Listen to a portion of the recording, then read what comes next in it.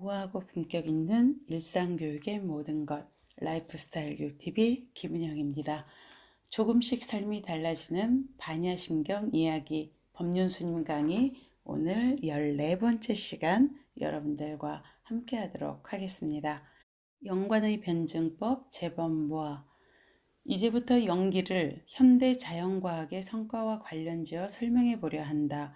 조금은 생소할지도 모르나 여기서 다루는 과학 용어는 지극히 인문적인 수준에 불과하다. 사실 과학의 업적이 없었다면 부처님과 같이 스스로 깨닫지 않고는 그 어떤 형태로든 연기를 설명하기 어려운 점이 있다. 그저 열심히 수행, 정진하라. 그러면 연기를 터득할 것이다. 라는 말밖에 다른 도리가 없었을 것이다. 과학이 눈부시게 발전한 오늘날에는 자연과학을 통해 누구든지 손쉽게 연기의 이치에 지식적으로 접근할 수 있게 되었다. 불교의 연기법은 자연계의 물리현상, 생명현상, 정신현상의 모든 면에 걸쳐서 과학적인 법칙임이 입증되고 있다. 그러나 이것만으로 체득이라 할 수 없다. 누구보다 잘 아는 과학자들의 삶이 부처의 삶과는 동떨어져 있는 게 현실인 것을 봐도 그렇다. 먼저 공간적 연기인 무아를 보자. 일체의 존재는 상호 연관되어 있다. 고립적이고 독립적인 독존적 실체는 없다. 더 이상 쪼갤 수 없는 근본 요소라고 인정할 수 있는 실체는 없다. 재범무아는 연관의 변증법이다. 1. 물질 현상. 우리에게 없어서는 안 될 마시는 물로부터 시작해 보자. 물은 0도씨 이하에선 얼음으로 변하고 100도씨 이상이 되면 수증기로 변한다. 우리의 육안으로 쉽게 관찰되는 이러한 과정을 자연계에선 물리적 변화라고 한다.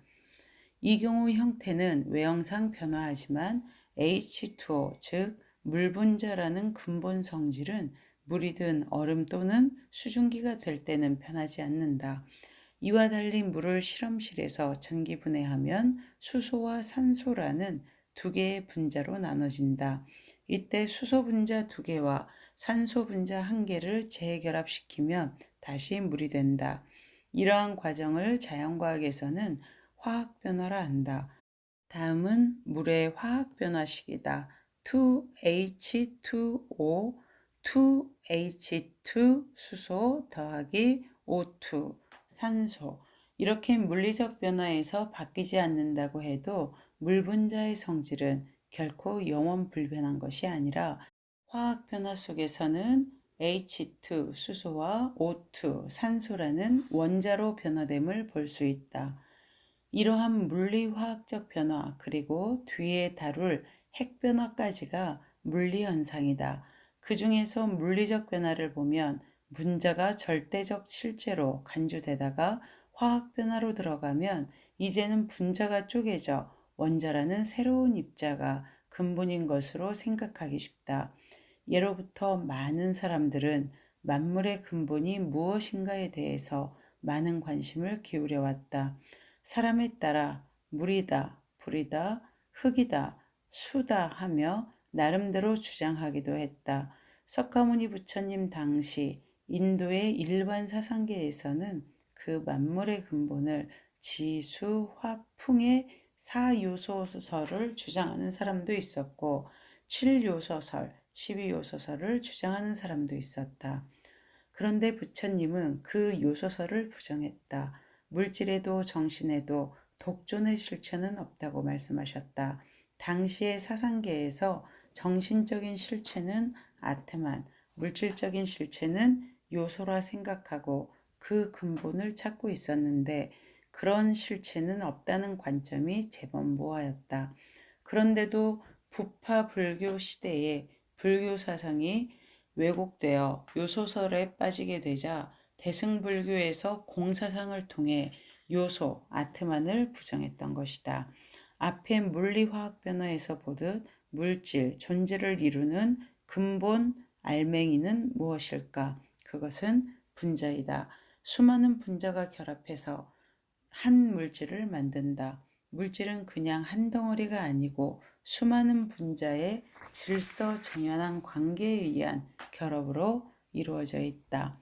그렇다면 그 분자가 근본 알맹이인가? 아니다. 더 작은 원자가 결합해서 분자를 이룬다.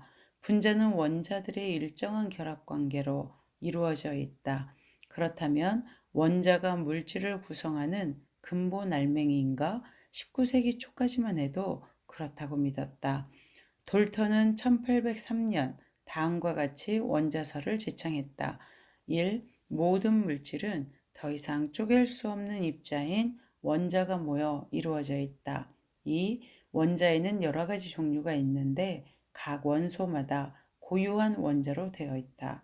3. 화학 변화에서는 원자의 결합 상태만 바뀔 뿐 원자는 생성되지도 소멸되지도 않는다. 그러나 현대과학이 진전되면서 이 원자설은 잘못된 것임이 드러났다. 원자는 더 작은 입자인 소립자들의 모임에 의해 이루어져 있다는 것이 밝혀진 것이다. 톰슨에 의해 전자가 발견되고 러더퍼드에 의해 원자핵이 발견됨으로써 1913년에는 보에 의해 원자의 모형이 제시되었다. 원자는 더 이상 쪼갤 수 없는 최소의 알맹이가 아니라 가운데 핵이 있고 그 주위를 전자가 돌고 있으며 그 중간은 빈 공간임이 알려졌다. 이와 함께 원자의 크기도 계산되었다. 많은 과학자들의 연구와 실험 결과 원자의 크기가 원자에 따라 다수 차이가 있지만 대략 1억 분의 1cm임이 추정되었고 이를 1 옴스트롱으로 정의하게 되었다. 1억 분의 1cm라 하면 우리들이 상상할 수 있는 작은 것보다 훨씬 작은 것이다. 그런데 핵은 이 원자 크기의 10만 분의 1이라고 한다. 지금 여러분이 앉아있는 자리에 직경 1m의 공이 있다고 칠 때 이 공으로부터 직경 100km의 거리, 반경 50km의 거리를 두고 전자가 돌고 있다고 상상해보라. 상상조차도 되지 않네요. 그때 만들어진 전체가 원자에 해당되고 핵은 직경 1m의 공에 불과하다. 나머지는 온통 빈 공간 두성이가 될 것이다. 핵 속에 존재하는 양성자들 간의 거리는 거의 제로에 가깝다. 플러스 전하와 플러스 전하는 서로 반발하는 강한 청력이 작용하는데 거리가 0에 가까울 만큼 밀착되어 있는 특수한 현상을 볼 수 있다. 이 점에 차가 나요. 핵 속에서 이들을 강하게 밀착시키는 입자, 즉 중간자를 발견하였다. 이것은 일본 최초의 노벨상 수상자인 유카와 히데키의 물리학상의 업적이었다. 드디어 핵은 양성자와 중성자가 있음도 밝혀졌다. 그 외에도 다수의 입자가 발견되면서 이들을 소립자라 부르게 되었다. 나아가 원자를 구성하는 것은 소립자이며 바로 이 소립자의 결합관계에 의해 여러 가지 원자가 만들어진다는 것이 밝혀졌다. 여기서 핵변화를 발견하고 핵변화 과정에 발생하는 어마어마한 에너지 차이를 이용해서 드디어 원자폭탄, 핵융합을 만들게 된다. 원자와 원자가 결합해서 다른 원자가 되기도 하며 원자가 핵분열해서 다른 원소의 원자가 되기도 한다. 다음은 핵분열과 핵융합의 화학방정식을 간략히 소개해 본 것이다. 이러한 핵변화를 현실적으로 계산해내는 데 있어 결정적인 기여를 한 공식이 바로 그 유명한 아인슈타인의 상대성 이론 E 니콜 mc 제곱이었던 것이다. 이 핵반응에서 약 0.09% 정도의 질량이 감소된다. 우라늄 한 개가 핵분열할 때 질량 결소는 3.5 곱하기 10의 25승 g이므로 이때 방출되는 에너지는 질량, 에너지 등가 원리에 의해서 다음과 같이 계산된다. 자연계는 지금까지 얘기한 전자, 양성자, 중성자, 중간자와 같은 이들 소립자의 결합 방식, 비율에 따라 아주 단순한 원소에서부터 대단히 복잡한 원소에 이르기까지 다양한 물질로 구성되어 있다. 그러나 이것은 소립자가 물질의 근본 알갱이라는 의미는 아니다. 자연계에 존재하는 원소의 종류는 92개이지만 원소의 본질이 규명된 이후부터 실험실에서 인위적인 조절로 인공 원소들이 만들어지게 되었다. 이들은 대개가 방사성 동위 원소들이다. 원자를 인간의 힘으로 만들 수 있다는 것은 사실 과학의 개가였다. 이 같은 원자의 분열이나 융합은 이를 통해 원자가 결코 단독자일 수 없음을 증명한 셈이다. 그렇다면 이제 소립자도 마찬가지가 아닐까? 그 근본을 이루는 다른 무엇이 있지 않을까? 금세기 중반의 물리학 분야는 소립자를 구성하는 쿼크의 존재를 발견하는데 집중되었다 해도 과언이 아니다. 80년대 노벨 물리학상 수상자의 대부분은 쿼크의 발견자들이었다. 현재까지 발견된 쿼크의 종류는 6개이다. 불교의 연기법을 설명하시기 위해서 이 스님께서 자연과학의 성과와 관련 지어서 아주 치밀하게 지금 설명을 하고 계시죠. 그래서 그 자연계의 물리현상, 생명현상, 정신현상의 모든 면에 걸쳐서 이 불교의 연기법이 과학적인 법칙임이 발견되고 있다는 것을 여러분들하고 오디오북이라 그림을 나누진 못했는데요. 아주 자세한 과학적 공식들이 빼곡하게 책에 담겨져 있습니다. 지금 우리가 103페이지에서 110페이지까지 같이 읽었는데 실제 책에는 제가 읽은 내용을 실제로 증명할 수 있는 그러한 과학적인 그 그림들이 함께 실려져 있습니다. 제가 과학적 지식에 매우 유창한 사람이라면 여러분들에게 정말 더 쉽게 설명을 드리면서 읽으면 좋으련만 제가 이 과학적 지식이 유창한 사람이 아니라서 여러분들에게 더 실감나게 말씀드릴 수는 없지만 그럼에도 불구하고 이제 이 소립자 또 그것을 구성하는 쿼크 단위까지 우리가 분자 원자면 엄청 작다 했는데 그 이상의 마이크로한 세계가 있다는 것까지 지금 알게 되었고 물질 세계의 가장 기본적인 알갱이가 쿼크다라고 물리학적으로 우리가 알 수 있게 되었다라는 것을 이야기했습니다.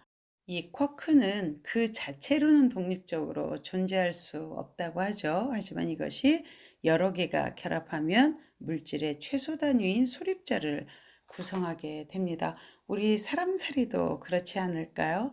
마침 내일이 추석인데 추석 명절을 맞이해서 오랜만에 저도 가족들과 오늘 등산을 했는데 등산을 하면서 다시 한번 또 느낀 것 같아요. 우리가 결코 이렇게 혼자 단독자로는 참 살기가 어려운 존재들이구나. 같이 이렇게 결합되었을 때 그야말로 이 쿼크가 소립자가 되어지듯이 우리가 사람이다 또는 삶이다라는 것들이 구성되어지겠구나라는 생각을 했습니다. 코로나로 많이 단절되어서 어려움들이 많았는데 이런 때일수록 우리가 더 많이 만나고 더 많이 보듬고 그리고 더 많이 격려하면서 살아야 되겠다라는 생각을 하게 되었습니다.